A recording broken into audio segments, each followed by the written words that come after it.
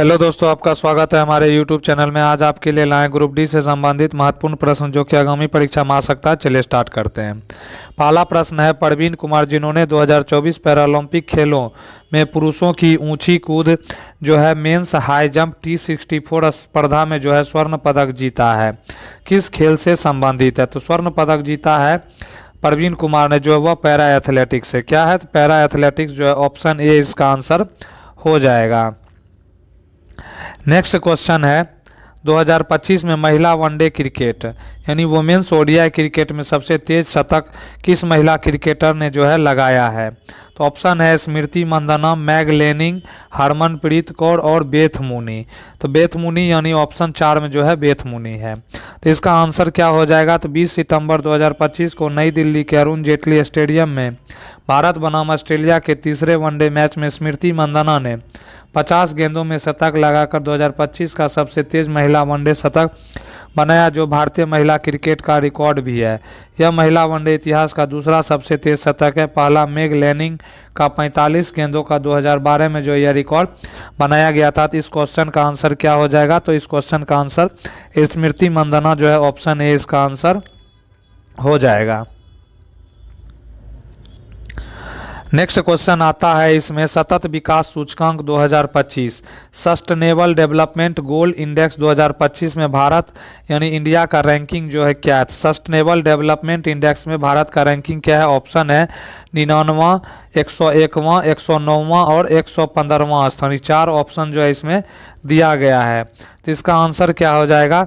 तो सतत विकास सूचकांक SDG इंडेक्स संयुक्त राष्ट्र के sustainable development solution network SDSN द्वारा जो है जारी किया जाता है। यह सूचकांक जो है देशों के प्रदर्शन को 17 सतत विकास लक्ष्यों SDGs के आधार पर जो है मापता है, जैसे गरीबी उन्मूलन, शिक्षा, स्वास्थ्य, लैंगिक समानता और पर्यावरण संरक्षण से। सतत विकास सूचकांक 2025 में भारत की रैंकिंग 167 देशों में 99वां स्थान पर थी, जो पहली बार शीर्ष 100 में शामिल हुआ। यह सूचकांक 2024 में भारत की रैंकिंग 109वीं रैंक था। तो इसका आंसर क्या हो जाएगा? तो इस क्वेश्चन का आंसर जो है ऑप्शन ए जो है 99वां स्थान जो है हो जाएगा। कितना देशों में? तो 167 देशों में जो है ये 99वां स्थान पर भारत है। तो ऑप्शन ए इसका आंसर होगा। नेक्स्ट क्वेश्चन इसमें आता है, इंग्लैंड के किस पूर्व तेज गेंदबाज फॉर्मर फास्ट बॉलर को वर्ष 2025 में क्रिकेट के क्षेत्र में उनकी सेवाओं के लिए नाइटहुड की उपाधि दी गई है? तो नाइटहुड की उपाधि किसको दिया गया है? तो ऑप्शन है James Anderson, Stuart Broad, Andrew Flintoff, Steve Harmison. तो इसका आंसर जो है जेम्स एंडरसन को जो है नाइटहुड की उपाधि से जो है सम्मानित किया गया है। 28 अक्टूबर 2025 को इंग्लैंड के सर्वकालिक सर्वाधिक विकेट लेने वाले गेंदबाज जेम्स एंडरसन को विंडसर कैसल में एक समारोह के दौरान राजकुमारी एनी से नाइटहुड की उपाधि जो है प्राप्त हुआ है। एंडरसन ने जुलाई 2024 में टेस्ट क्रिकेट से संन्यास ले लिया था। अंतर्राष्ट्रीय कैरियर के दौरान उन्होंने 188 टेस्ट मैचों में 704 विकेट जो है उन्होंने लिया था। नेक्स्ट क्वेश्चन आता है, 2025 में इंडियन नेवी ने किस देश की नौसेना के साथ जो है पेजेक्स अभ्यास किया था? तो इंडियन नेवी ने जो है किस देश के नौसेना के साथ जो है पेजेक्स अभ्यास किया था? तो इसमें आंसर है भारतीय नौसेना ने 2025 में विभिन्न देशों के साथ पेजेक्स अभ्यास किया, जिनमें से जापान, उसके बाद कौन सा है? तो उसके बाद जो है न्यूजीलैंड, UK और ग्रीस शामिल है। यह अभ्यास नौसैनिक सहयोग को बढ़ावा देने और नौसेनाओं के बीच अंतर संचालन हेतु जो है सुधार के लिए जो है किया गया है। ओमान जो है भारतीय नौसेना ने 10 सितंबर 2025 को ओमान की रॉयल नेवी के साथ जो है पेजेक्स अभ्यास में भाग लिया था। न्यूजीलैंड जो है भारतीय नौसेना के जहाज ने 4 अप्रैल 2025 को रॉयल न्यूजीलैंड नेवी के साथ जो है पेजेक्स अभ्यास में हिस्सा लिया था। नेक्स्ट आता है इसमें यूके जो है भारतीय नौसेना और UK कैरियर स्ट्राइक ग्रुप ने जून 2025 में उत्तरी अरब सागर में पेजेक्स अभ्यास में भाग लिया था। नेक्स्ट है ग्रीस, भारतीय नौसेना के जहाज ने 10 जुलाई 2025 को ग्रीस नौसेना के साथ पेजेक्स अभ्यास में भाग लिया। तो कौन कौन देश हो गया? ओमान हो गया, उसके बाद जो है न्यूजीलैंड हो गया, उसके बाद जो है UK हो गया, उसके बाद जो है कौन सा देश हो गया? ग्रीस हो गया, जो पेजेक्स अभ्यास में जो है भाग लिया है।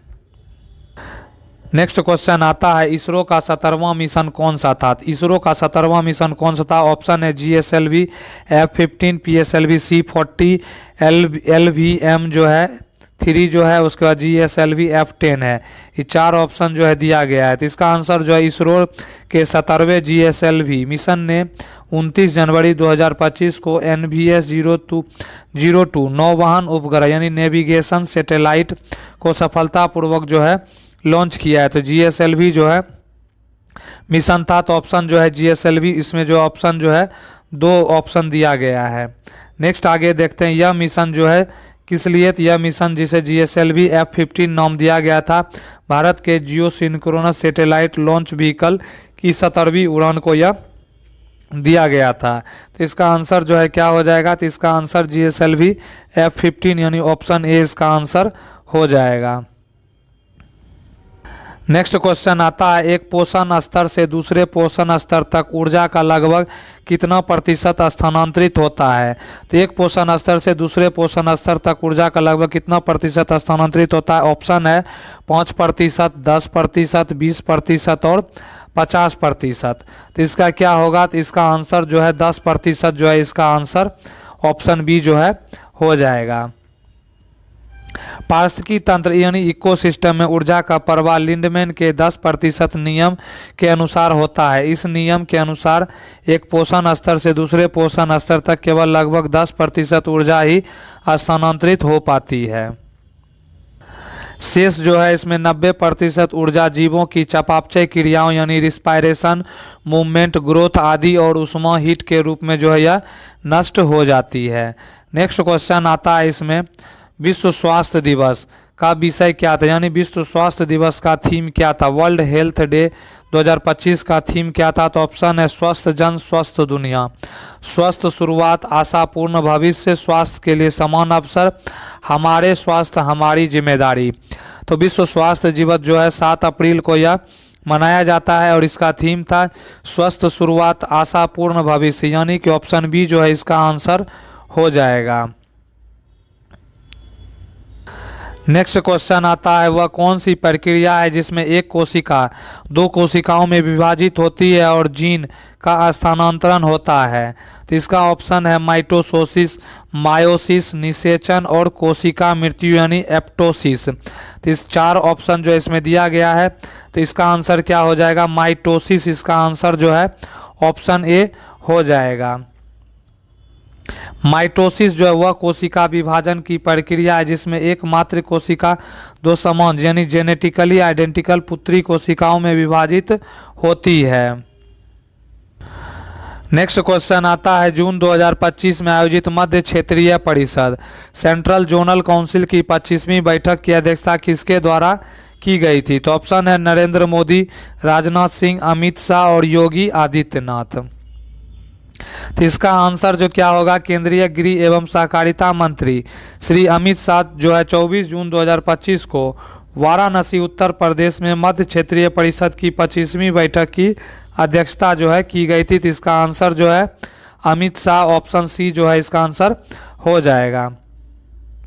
नेक्स्ट क्वेश्चन आता है हाल ही में किस बैंक ने 2025 में अपना वीडियो केवाईसी अपडेट जो है लागू किया है। तो कौन सा हो जाएगा बैंक।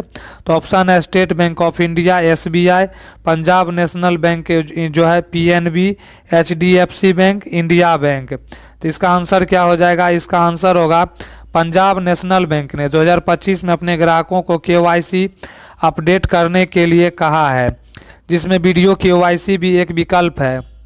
भारतीय रिजर्व बैंक के दिशा निर्देशों के अनुसार PNB ने 30 नवंबर 2025 तक KYC अपडेट करने की अंतिम तिथि निर्धारित की है ताकि खातों का सुचारू संचालन जो है सुनिश्चित हो सके। तो इसका आंसर जो है पंजाब नेशनल बैंक जो है हो जाएगा, ऑप्शन बी इसका आंसर हो जाएगा।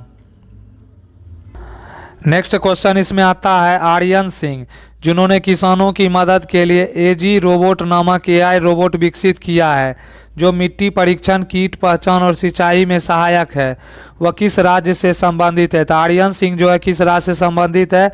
ऑप्शन है राजस्थान, महाराष्ट्र, उत्तर प्रदेश और कर्नाटक। तो इसका आंसर जो है राजस्थान हो जाएगा, और राजस्थान के वो कोटा क्षेत्र से जो है वह संबंधित है। नेक्स्ट क्वेश्चन आता है, दिल्ली एनसीआर में वायु गुणवत्ता सूचकांक एयर क्वालिटी इंडेक्स को नियंत्रित करने के लिए पहला चरण किस संस्थान द्वारा जो है लागू या शुरू किया गया है? तो ऑप्शन है पर्यावरण, वन एवं जलवायु परिवर्तन मंत्रालय। ऑप्शन बी है दिल्ली सरकार के द्वारा किया गया है। उसके बाद है केंद्रीय प्रदूषण नियंत्रण बोर्ड, फिर है वायु गुणवत्ता प्रवर्धन आयोग जो है। तो इसका आंसर क्या हो जाएगा? इसका आंसर जो है दिल्ली एनसीआर में वायु प्रदूषण को नियंत्रित करने के लिए GRAP graded response action plan लागू किया जाता है। फर्स्ट स्टेज को जो है वायु गुणवत्ता प्रबंधन आयोग CAQM द्वारा जो है लागू किया जाता है। तो ऑप्शन डी जो है इस क्वेश्चन का आंसर हो जाएगा, वायु गुणवत्ता प्रबंधन आयोग CAQM यानी commission of air quality management. Next question आता है, जब लेड नाइट्रेट और पोटेशियम आयोडाइड के बीच अभिक्रिया के फलस्वरूप बनने वाले अवक्षेप का रंग कैसा होता है? तो जब लेड नाइट्रेट और पोटेशियम आयोडाइड के बीच अभिक्रिया के फलस्वरूप बनने वाले अवक्षेप का रंग जो है, ऑप्शन है सफ़ेद है, नीला है, पीला है और हरा है। तो इसका आंसर जो है पीला जो है इसका आंसर हो जाएगा। इसमें जो है जब लेड नाइट्रेट PbNO3 का होल ट्वाइस पोटेशियम आयोडाइड के साथ अभिक्रिया करता है तो बनने वाले अवक्षेप का रंग जो है चमकीला पीला जो है होता है। यह एक दोहरी विस्थापन अभिक्रिया डबल डिस्प्लेसमेंट रिएक्शन है जिसमें लेड आयोडाइड का एक ओबिलेट ठोस अवक्षेप बनता है। अभिक्रिया का संतुलित समीकरण जो है इस प्रकार दिया गया है।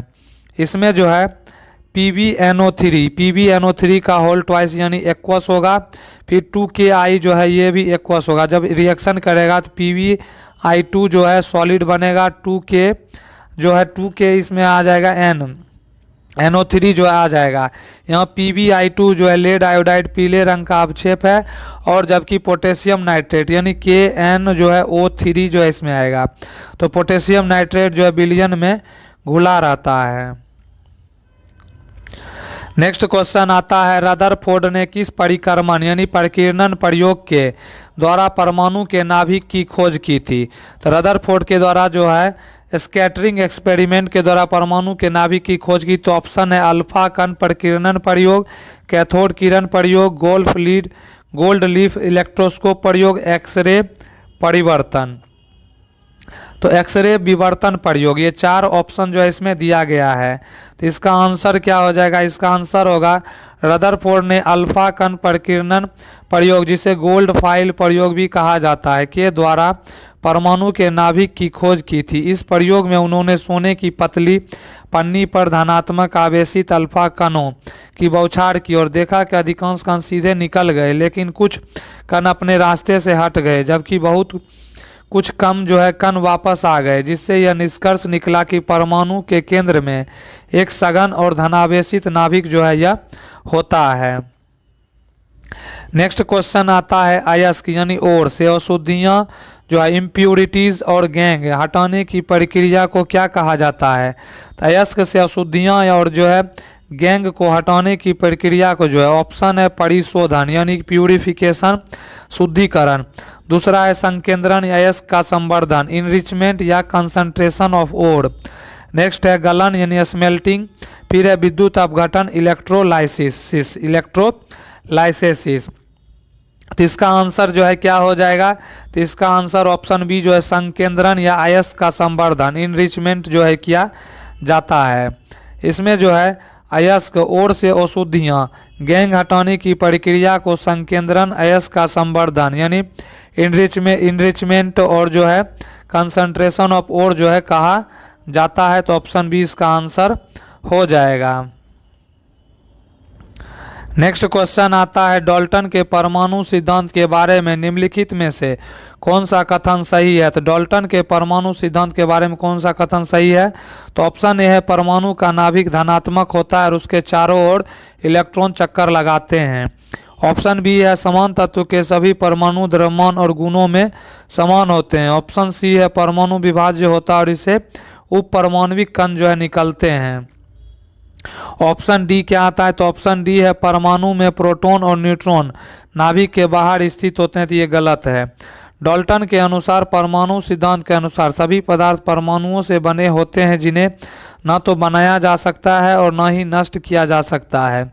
एक ही तत्व के सभी परमाणु समान आकार और द्रव्यमान के होते हैं, जबकि विभिन्न तत्वों के परमाणु अलग अलग होते हैं। इसके अतिरिक्त परमाणु रासायनिक प्रतिक्रियाओं में भाग लेते हैं और उन्हें पुनर्व्यवस्थित, संयुक्त या अलग किया जा सकता है। नेक्स्ट आता है कार्बन निम्नलिखित में से किस प्रकार के बॉन्ड का प्रमुख रूप से निर्माण करता है? तो ऑप्शन इसमें है आयनिक बॉन्ड, धात्विक बॉन्ड, सहसंयोजक बॉन्ड और हाइड्रोजन बॉन्ड।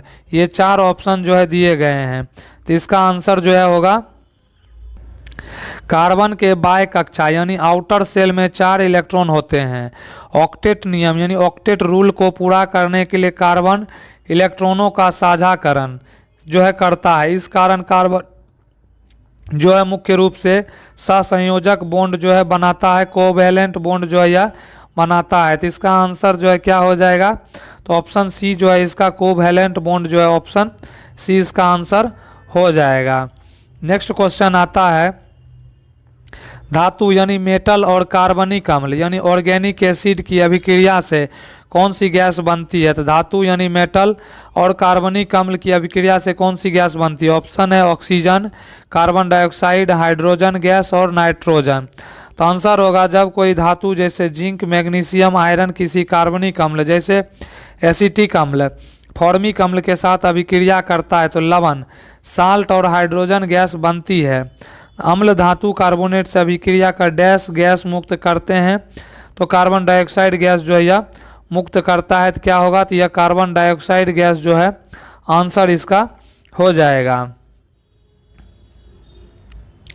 नेक्स्ट आता है श्वेत प्रकाश, व्हाइट लाइट जब प्रिज्म से गुजरता है तो उसका विभिन्न रंगों में विभक्त होना किस प्रक्रिया को कहते हैं? तो श्वेत प्रकाश जब प्रिज्म से गुजरता है तो उसका विभिन्न रंगों में विभक्त होना आंसर है परावर्तन, अपवर्तन, वर्ण विक्षेपण और व्यतिकरण। ये चार जो है ऑप्शन जो है हो गया है। तो विभिन्न रंगों में जो है विभक्त होना क्या कहलाता है? तो इसका आंसर होगा वर्ण विक्षेपण। क्या होगा? तो इसका आंसर जो है वर्ण विक्षेपण, डिस्पर्सन ऑफ लाइट जो है इसका आंसर हो जाएगा। नेक्स्ट क्वेश्चन इसमें आता है 2025 में किस फिल्म ने आईफा अवार्ड में 10 पुरस्कार यानी 10 अवार्ड जीते और प्रमुख श्रेणियों में नामांकित होकर सुर्खियों में रहा? तो 10 अवार्ड जो आईफा का, तो ऑप्शन है एनिमल, पठान, लापता लेडीज और जवान। ये चार ऑप्शन है फिल्मों का, तो इसका आंसर जो है लापता लेडीज जो है हो जाएगा ऑप्शन सी। लापता लेडीज यह फिल्म किरण राव द्वारा जो है निर्देशित है और अंतर्राष्ट्रीय भारतीय फिल्म अकादमी पुरस्कार आईफा 2025 का भव्य आयोजन जो है राजस्थान की राजधानी जो है जयपुर में देखने को मिला था। नेक्स्ट इसमें है सर्वश्रेष्ठ अभिनेता पुरुष जो है कार्तिक आर्यन जो है भूल भुलैया के लिए दिया गया था। सर्वश्रेष्ठ अभिनेत्री महिला नितांशी गोयल लापता लेडीज के लिए दिया गया था। सर्वश्रेष्ठ सहायक अभिनेत्री जानकी बोरीवाला जो है इस शैतान के लिए दिया गया था। सर्वश्रेष्ठ सहायक अभिनेता रवि किशन जो है लापता लेडीज और सर्वश्रेष्ठ नकारात्मक भूमिका राघव जुयाल जो है किल के लिए जो है उसको दिया गया था। नेक्स्ट क्वेश्चन आता है स्थितिज ऊर्जा यानी पोटेंशियल एनर्जी किन किन कारकों पर निर्भर करती है? तो ऑप्शन है द्रव्यमान और वेग, द्रव्यमान, ऊंचाई और गुरुत्वाकर्षण, केवल वेग और समय और दूरी। तो पोटेंशियल एनर्जी का फॉर्मूला होता है पीई बराबर जो है mgh होता है। m क्या होता है? तो मास होता है, द्रव्यमान होता है, h क्या है? तो ऊंचाई है और g जो है गुरुत्वाकर्षण है। इसका आंसर जो है ऑप्शन बी इसका आंसर हो जाएगा। नेक्स्ट क्वेश्चन आता है तेलंगाना में कांचा गाची बोबली। तेलंगाना में कांचा गाची बोबली भूमि विवाद किस विश्वविद्यालय से संबंधित है? तो कांचा गाची बोबली ऑप्शन है उस्मानिया विश्वविद्यालय, जवाहरलाल नेहरू तकनीकी विश्वविद्यालय, हैदराबाद विश्वविद्यालय, प्रोफेसर जयशंकर तेलंगाना राज्य कृषि विश्वविद्यालय। ये चार ऑप्शन है तो कांचा गाची बोबली भूमि विवाद तेलंगाना के हैदराबाद विश्वविद्यालय से जुड़ा हुआ है। यह विवाद विश्वविद्यालय से सटे कांचा गाची बोबली क्षेत्र की जमीन के स्वामित्व और आवंटन से संबंधित है। तो ऑप्शन जो है हैदराबाद विश्वविद्यालय जो है इसका आंसर ऑप्शन सी जो है हो जाएगा। नेक्स्ट क्वेश्चन है, यदि फैलोपियन ट्यूब अवरुद्ध हो जाए तो निम्न में से कौन सी प्रक्रिया रुक जाती है। यदि फैलोपियन ट्यूब जो है अवरुद्ध हो जाता है तो ऑप्शन है मासिक धर्म या रजस्राव यानी मेंसुरेशन, उसके बाद निषेचन, फर्टिलाइजेशन, अंडोत्सर्जन और जो है हार्मोन स्राव। तो आंसर जो है हो जाएगा फैलोपियन ट्यूब वह स्थान है जहां सामान्यतः शुक्राणु यानी स्पर्म और अंडाणु ओवम का जो है मिलन होता है और होकर निषेचन होता है। यदि फैलोपियन ट्यूब अवरुद्ध हो जाती है तो शुक्राणु अंडाणु तक नहीं पहुंच पाते, परिणाम स्वरूप निषेचन नहीं हो पाता, जिससे गर्भधारण रुक जाता है। तो क्या नहीं हो पाएगा, तो निषेचन यानी फर्टिलाइजेशन जो है, या इसका आंसर ऑप्शन बी जो है हो जाएगा। नेक्स्ट क्वेश्चन आता है, जे थॉमसन की परमाणु सिद्धांत की परिभाषा क्या है और इसे किस नाम से जाना जाता है। तो आंसर है रदरफोर्ड मॉडल या न्यूक्लियर मॉडल, बोर मॉडल या planetary model, plum pudding model या तरबूज मॉडल या क्वांटम यांत्रिक मॉडल।